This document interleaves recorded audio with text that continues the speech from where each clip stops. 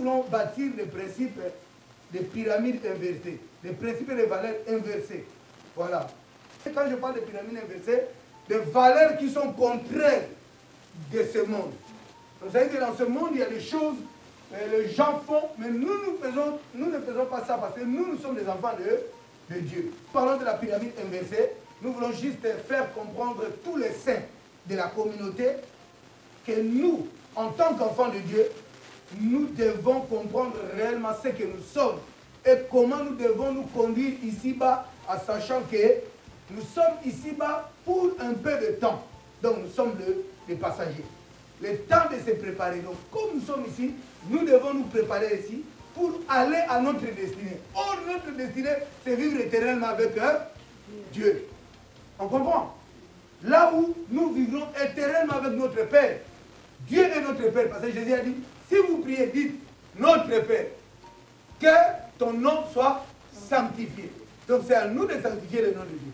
Le nom de Dieu doit être sanctifié parce que lui nous a sanctifié, il nous a mis à part. Donc quand il nous a mis à part, qu'est-ce que nous disons? Nous sommes dans ce monde, mais nous ne sommes pas de ce monde, comme lui-même il avait dit. Je suis dans ce monde, mais je ne suis pas de ce monde. Donc je veux vraiment que nous puissions comprendre les choses pour que chaque personne puisse comprendre que moi je suis un enfant de Dieu, il y a des choses que Dieu a mis en moi. Et je dois savoir comment je dois collaborer avec Dieu pour que je sois réellement ce que Dieu veut que je sois. On comprend? Ça c'est quelque chose de très important. C'est pourquoi quand tu sais ça, tu dois fonctionner pas dans les trains-trains de ce monde. Quand bien même tu es dans ce monde, tu auras besoin des choses du monde, mais le plus important, tu es en train de te focaliser pour aller là où Dieu t'attend. Donc voilà un peu. Jean 8, 23, regardons ce que Jésus a dit ça. Moi j'appelle ça le code de la réalité d'inversion. Le code de la réalité d'inversion c'est quoi? Il leur dit, vous êtes d'en bas, moi je suis d'en haut. Vous êtes de ce monde, moi je ne suis pas de ce monde. Ça c'est Jésus qui parle aux gens qui étaient avec lui à ce moment-là. Il dit, vous êtes d'en bas, moi je suis d'en haut. Quand Dieu même il est sur la terre, mais les principes qui réagissaient sa vie venaient d'en haut. C'est comme nous aussi. Nous pouvons être avec tout le monde. Nous sommes sous la terre. Mais quand nous avons dit un jour à Jésus, je te reçois comme Seigneur et Sauveur, rentre dans mon cœur, donc c'est que nos vies ne dépendent plus de nous parce que Jésus a dit quoi? Si vous croyez en moi, demeurez dans ma parole. C'est ce que Paul nous dit par rapport à ça pour que nous puissions comprendre. Paul nous dit quoi? Ne vous conformez pas au siècle présent, mais soyez transformés par le renouvellement de l'intelligence afin que vous discerniez quelle est la volonté de Dieu, ce qui est bon, agréable et parfait. Donc pour dire quoi? Dans les choses de Dieu, il y a des choses bonnes, il y a des choses agréables, il y a des choses parfaites. Or nous voulons nous battre sur le parfait. Alors moi, dans mon cœur, comme je dis, j'insiste sur la communauté, je parle beaucoup de l'amour du prochain. Tu comprends? Parce que la Bible me dit que, si vous lisez dans Colossiens, je pense Colossiens 12, 14, si on dit, l'amour est le lien de la perfection. Donc c'est ça, il n'y a que l'amour. Parce que l'amour ne cherche pas son propre intérêt. L'amour pardonne tout. L'amour, donc c'est que l'amour est complet. On comprend? Donc ici, nous devons comprendre qu'on nous dit, ne vous conformez plus au siècle présent.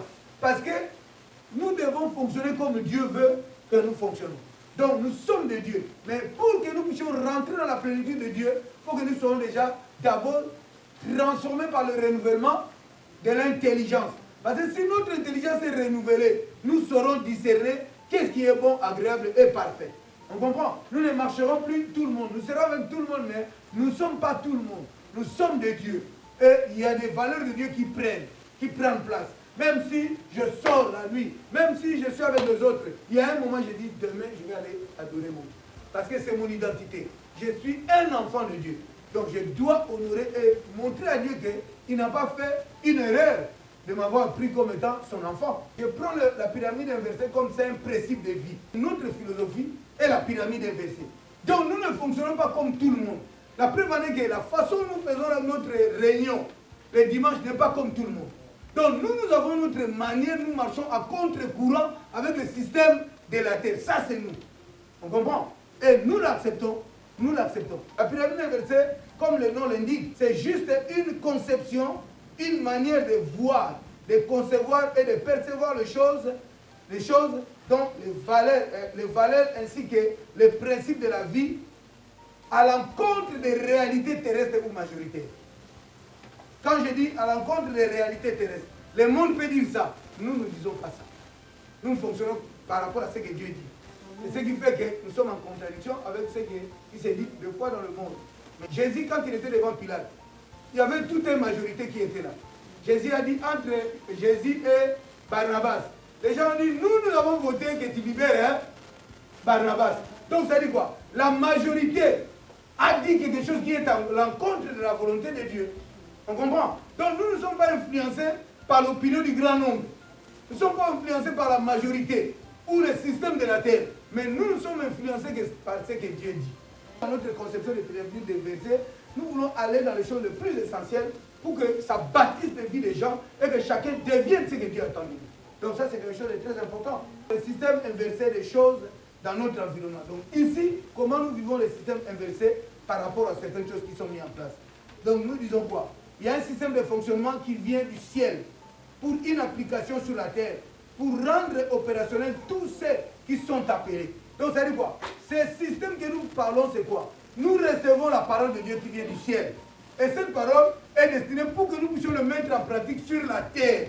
Donc sur tous ceux qui sont appelés de Dieu, qui sont des enfants de Dieu, nous, ici, nous voulons que chaque personne s'accapare de ça et vive ça sur la terre. Donc c'est là, on disait que nous sommes dans ce monde, mais ce qui conduit nos vies, les principes, les valeurs qui viennent de nos vies, viennent de Dieu. Donc ça vient du ciel. Luc 22, 26, qu'est-ce qu'il dit? Qu'il n'en soit pas de même parmi vous, mais que le plus grand parmi vous soit comme le plus petit, et celui qui gouverne comme celui qui sert. Ça, c'est le premier point de la vérité que nous structurons dans la pyramide inversée. Deuxième point, c'est quoi? Jean 13, 14, Jésus dit, si donc je vous ai lavé les pieds, moi, le Seigneur et le Maître, vous devez aussi vous laver les pieds les uns les autres. Je vous ai donné un exemple afin que vous fassiez comme je vous ai fait. Voilà. Donc ça veut dire que c'est là où est la clé de la pyramide inversée. Qu'est-ce qu'on nous dit? Il dit quoi? Jésus, la Bible nous dit quoi? Il y a eu une discussion parmi les disciples.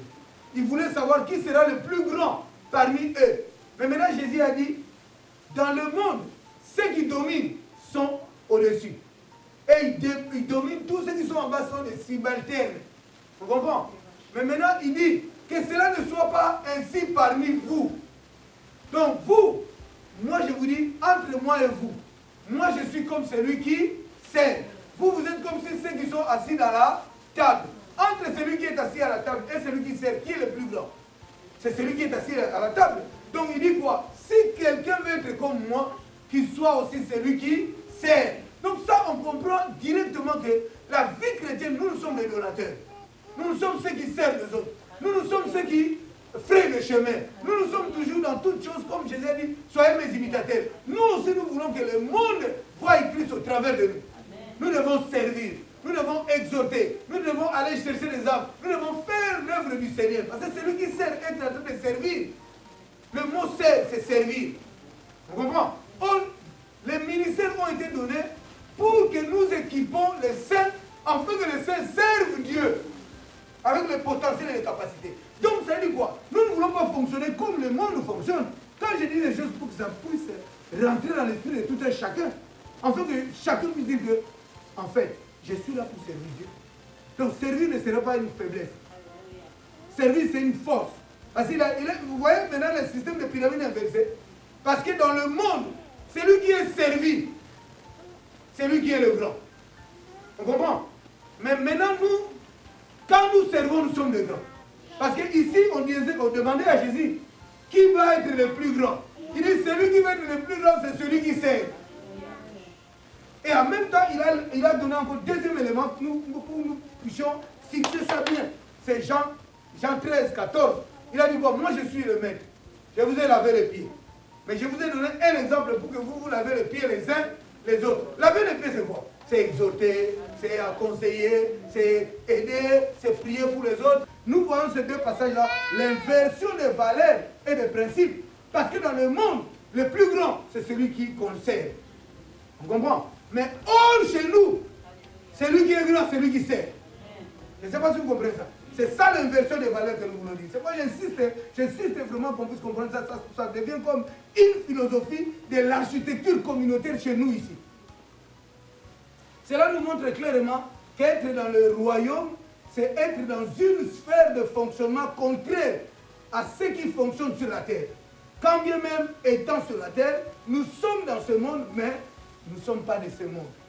Et le principe que nous voulons voir, c'est les Galates 5. Galates 5, 17 dit quoi? La chair a des désirs contraires à ceux de l'esprit.